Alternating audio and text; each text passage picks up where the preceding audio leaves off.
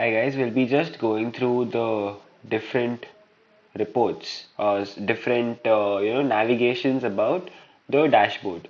Right. Firstly is the reports. On the side panel over here, you can click on reports. Next, reports snapshot. This basically shows you all the important information for your website or app based on users and their engagements, right? This includes all of it.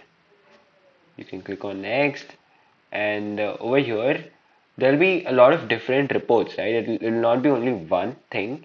There'll be a lot of different things, different datas, and how you can optimize that, how you can derive results through which you can optimize your advertisements even further, optimize your website, optimize your products even further.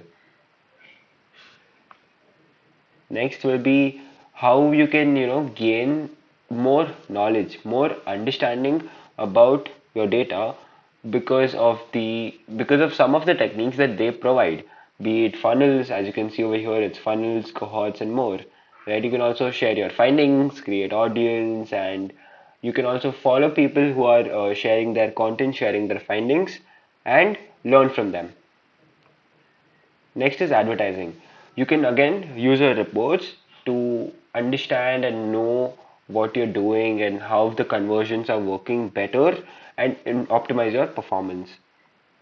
Next is the admin panel. Here you can review and edit, right? You can make changes in your user, property, and account settings. Let's say you want to create a new property, you can do that over here. If you want to change some settings in your account, you can do that over here.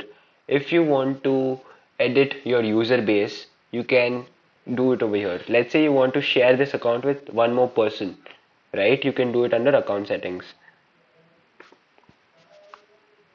Next will be the search bar, right? As simple as it is, you can search whatever you want to if you're looking for any specific thing, any specific reports, data, insights, or even for any other help, right? As simple as it is, you can do that. And in the coming videos, we'll be covering more options in depth.